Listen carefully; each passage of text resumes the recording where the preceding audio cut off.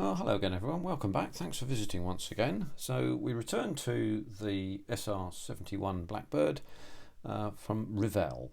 It's an excellent kit, I have to say. It's been really very easy and straightforward to put together and to get a really quite remarkable result so far from. So the last time we met I left you with the cockpit detailing, and quite a lot of that it was completed by that stage, and now it's absolutely completed, and the two halves, top and bottom here, have been put away, and put together, not put away. Let's shut that drawer up there. A bit of a squeak, that's because that's the wood that goes, and that's all of this detail is now in. So as you can see a lot of it, pretty much of it actually, and I'm going to have the canopies open so that you'll be able to see that sort of detail, and it's gone in remarkably well. It's very good. It's the fits have been excellent. It was unremarkable. It was so unremarkable, in fact, that it would have made a really dull video to show you. But essentially the join line is slightly inboard of this edge, so these edges here form what's called the canard, which is effectively a front stabilising wing, and the way that works is that the airflow comes off the front of the wing, stabilises the vehicle moving forwards here, and rolls off the top here and creates a vortex on this part of the wing here, which lowers the pressure and then pushes the wing up from underneath. So it's called vortex lift. But as I say, the fitting together of this was absolutely simple. What you do with this essentially is to glue one half, and I used the old extra thin quick setting again on this one, and it was dead simple. So glue one half together, squeeze the sections together, and you leave a gap that side, and go down across here to do that. Do all of that back to there. Hit something because it's a long kit, and then all the rear sections here, and then essentially go back to the start here and repeat the process, and you'll find this will all stick together completely unremarkably and dead easily, and leave you that gap here so that you can put the nacelles in, which is what we're going to look at today. And then you end up with this. Now, the other thing I've done here is to slightly sharpen the canards, because on the full-sized aircraft they sharpen to a rather considerable point. You will get a kind of point here, or a sharpened area here, and I think that works out okay, and I think it should give a nice effect to the completed bodywork when it goes in. The last thing really to do there is to put your choice of the nose cones in. Now for the SR71 there were 4 in fact nose cones, depending upon what task was needed to be fulfilled. You have a choice of 2, I think, out of the 4, and I don't know what they are, to be honest with you, but nevertheless that's the bottom section and these are the 2 top sections, and you've got that very distinctive cut-in nose there. When you take these 3 pieces off, don't forget J160 is only there for the support of the canopies when they're open. So there's a J160 and there's an F part as well, an F sprue part. So don't throw the sprue away until you've taken that part if you're going to do canopies open. So that's quite an important one there that I would recommend. So I'll just put that away to one side there. So having done that bit, which was a ways back here, we're then into the sections of building up the engines and so on. And because again this is so unremarkable, I've done all of this, and I'll take the right hand nacelle section here. As you can see, these are shaped, and the nacelle section there simply fits onto the back of the framework section here, and then you put these little sections around it, 1, 2, 3 and 4, 1, 2, 3, 4, and the lowest one has a little slot on it which fits in under there.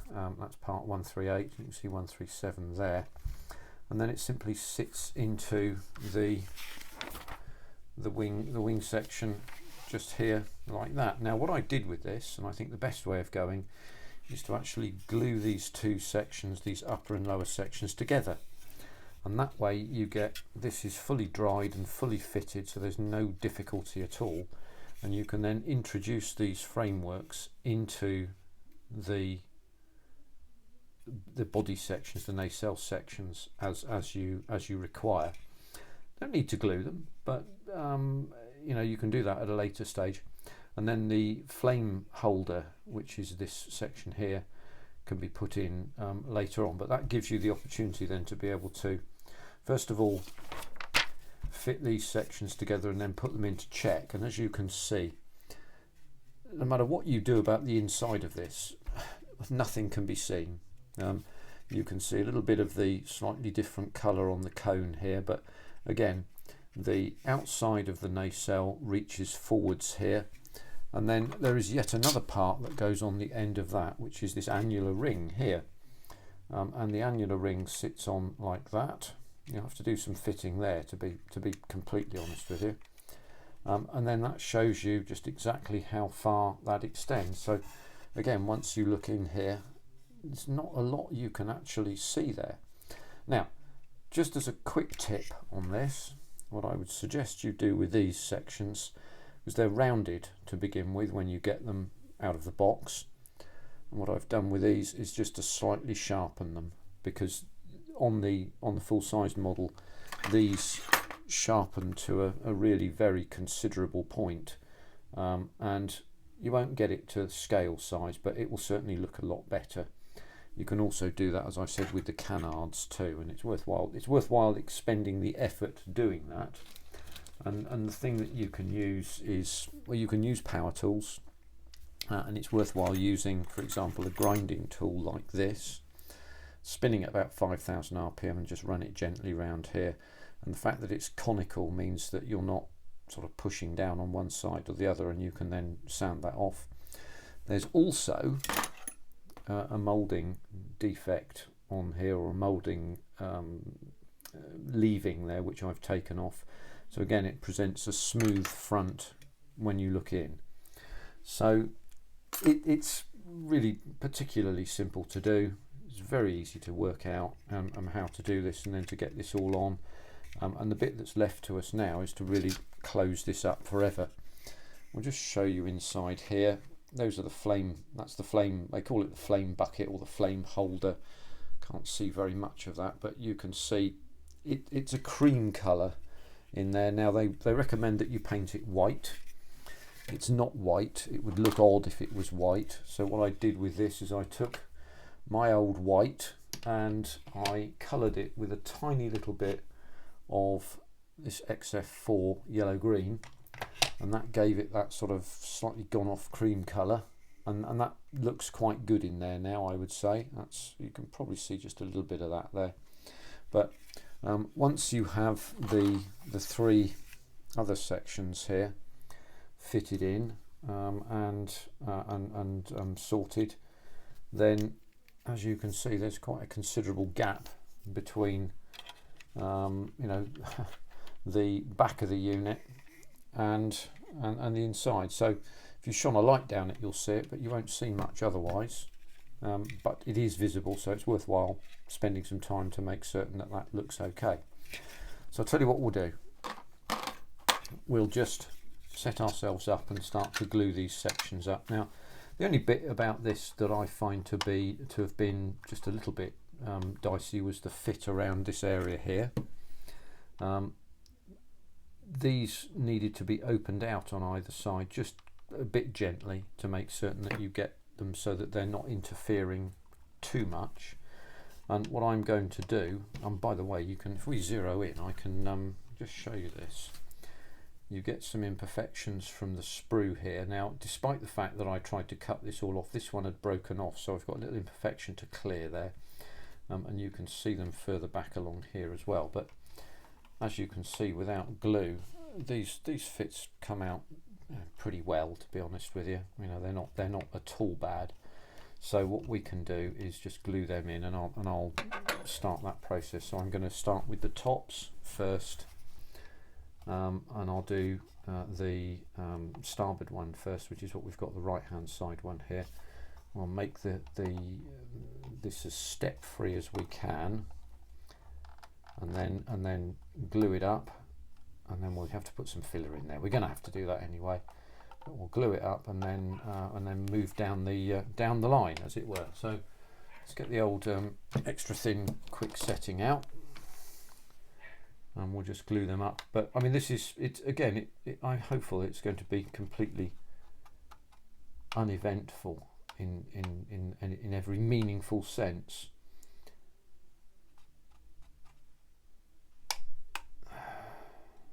So I'm going to just look, and I can't do that. I was trying to get clever there. No good me trying to be clever, eh? But there we are. Anyway, here we go. So eyes down, look in.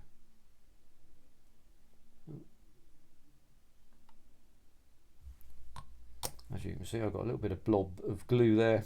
Just let that dry naturally on its own. Don't try and wipe it off. It'll dry naturally on its own, and it won't damage the surface significantly.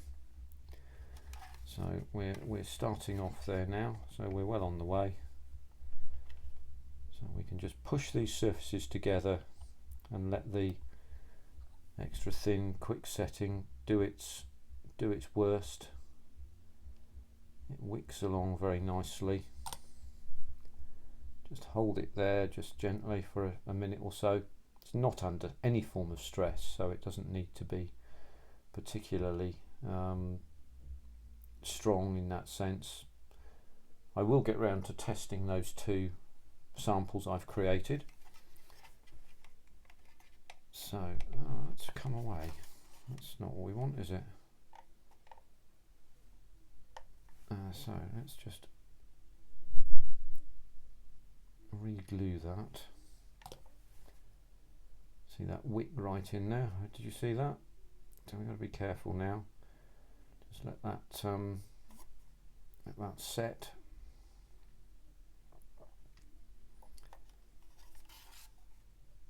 I think we got that there now.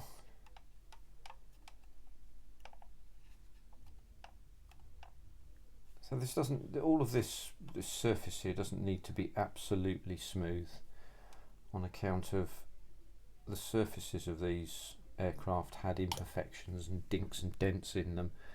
So I'm not going to get my knickers in a twist about, you know, making this absolutely perfect. It's not absolutely necessary. It's not completely necessary to do. Oh, I've created a step there.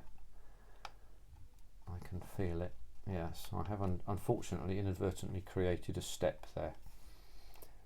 So I'm going to have to deal with that. That's just what happens. As I've said, this is the show with no script and no editing either. So we'll just let capillary action be our friend here as we glue these things up.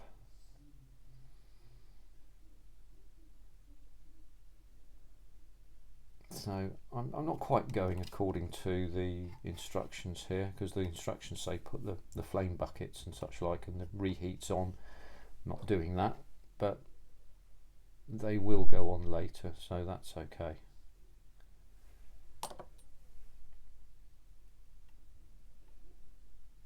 There we go. So just what we may do then is just tape them just to give them some steadiness.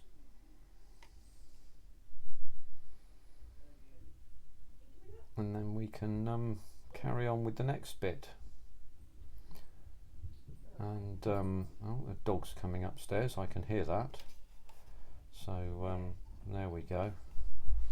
So oh, the dog's just come in, so there we are, as we move along here. So what we'll now do, yeah, we'll take that up because that's all dry now. So a little bit of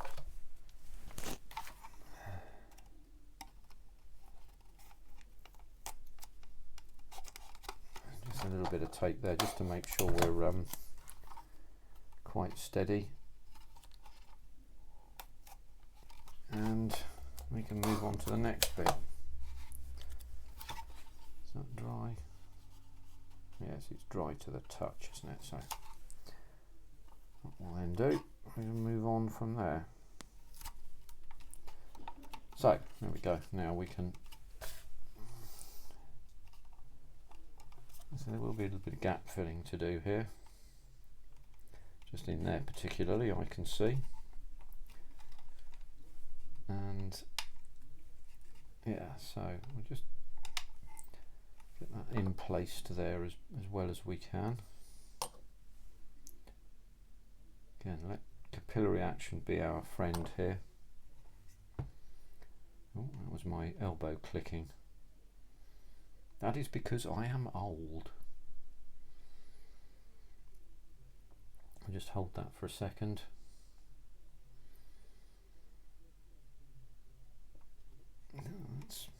It's not drying very quickly, this stuff today, for some strange reason. I don't quite know why. It's not playing.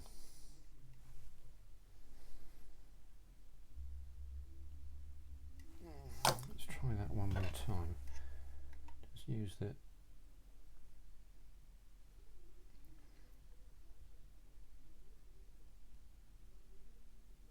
use a piece of thin tape to just give ourselves some structural rigidity from the tape for a few seconds whilst we glue up the rest of it.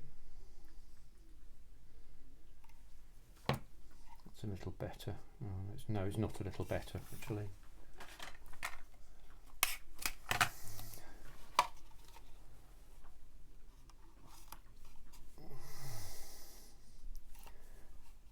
Right, okay, what we'll do then is we'll just see if we can get that to not step.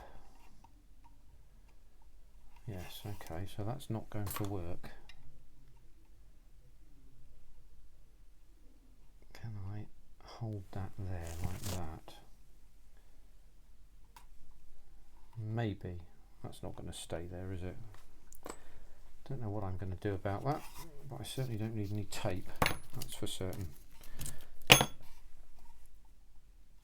Yeah, that's not worked. I'm going to have to just repair that. It doesn't matter because I'm going to put that annular ring in front of it anyway, but I'll just have to make do and mend as best we can, I'm afraid. I'll go to this end and get that bonded as best we can.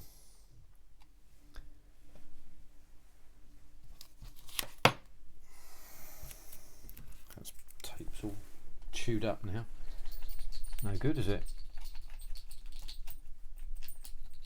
Alright, that's that bit. Oh, no. My bit of tape got stuck to the instructions. That's no good, is it? Alright.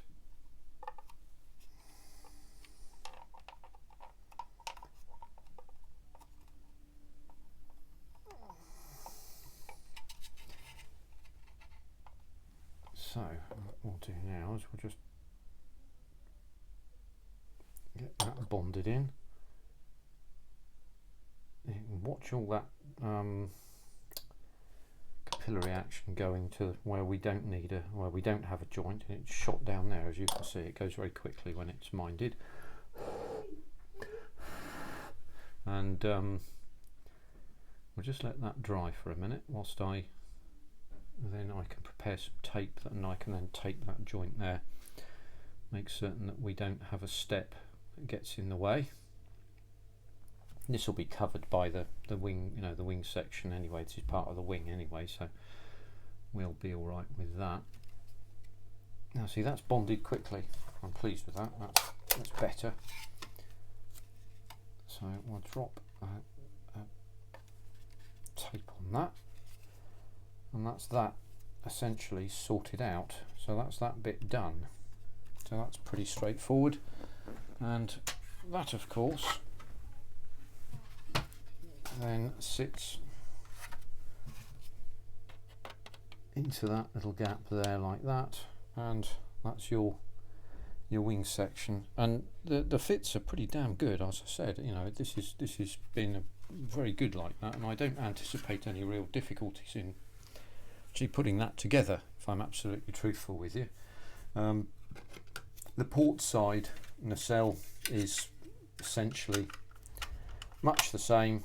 We're doing the same process. So no need for me to show you that. I'll do that off the camera. There's not really any necessity to dither along with that for ages, apart from it gives me another opportunity to push the props and make the camera go in all sorts of strange directions. But that having been done, the next things I will do is put in these all of the flame buckets here. Now if you want to be really detailed on this, what you can do is you can put in this little section here,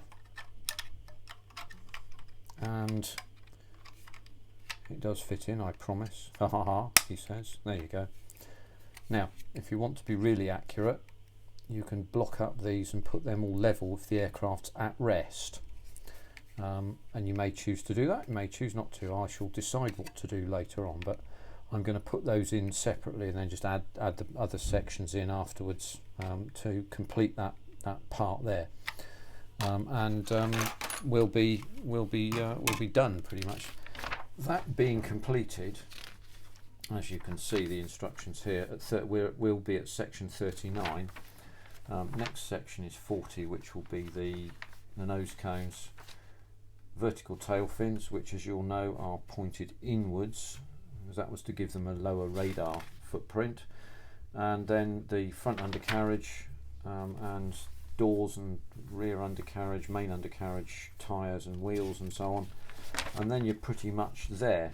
So for the next video we're going to start seeing the completed model with paint going down on it, and that is going to be the real challenge. The challenge for this particular kit, as I think I might have said before, is not actually the putting together of it, because it's pretty straightforward, and that, you know, that's for somebody of any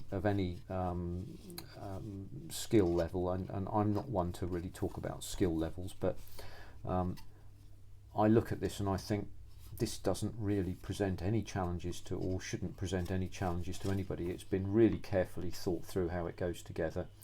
You don't need to be absolutely exact about the inside of the airflow tunnels for this, on the spike, on the shock cones and so on. It all goes together really dead easily, to be perfectly truthful with you. The difference is on the finish of the model, on how it looks when it's done, because it's a large expanse of kit. If you paint it with one colour, it's going to look like a toy. Thanks Nigel's modelling bench for that. It's a very, very good way of describing it. So I'm going to use several different paint types and several different paint shades, and there are going to be, I think, 3 different types of black, but I'm also going to mix them with blue and red. So as you'll know, if you paint a lot, which many of you do, diluting black paint with blue will make it slightly lighter but colder. Doing it with red again will make it slightly lighter but warmer. Now some people remark that this has a sort of brown tinge to it. I suspect it may be a mixture of red, and I'm going to try and achieve that with this. But not only that, is there's quite a lot of grey in this as well, so I have a little plan on how to deal with that grey, particularly within these little junctions here, as you can see. These are sections of titanium sheeting that were given this sort of V-shaped sawtoothed pattern, as you can see. So I have some plans to do with that. So what you'll see, as I say, is the completed model after I've done all this filling and various bits and pieces.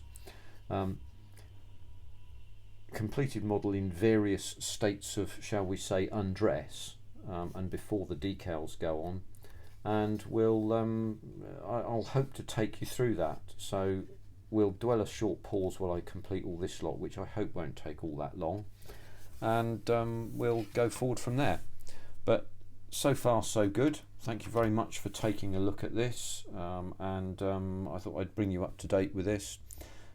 Completely uneventful build, thoroughly recommend it. I think one of my viewers, or one of the viewers of my last video, said that he was deciding whether he was going to do a 1/72 or a 1/48 scale. If you can fit a 1/48 scale version of one of these into your house somewhere, I urge you do so. It's a really good kit to build, and I'm pleased that I decided to have a crack at this. it's served to be a very good little thing to do so far. So there we go. All right, 25 minutes in. Thank you very much for your time. Thank you for subscribing. And if you're still here and you care to subscribe, having watched your first of my videos, if this is your first, welcome to you. Thank you very much. Do feel free to subscribe. It helps the channel grow, and it doesn't cost anything either. So there we go.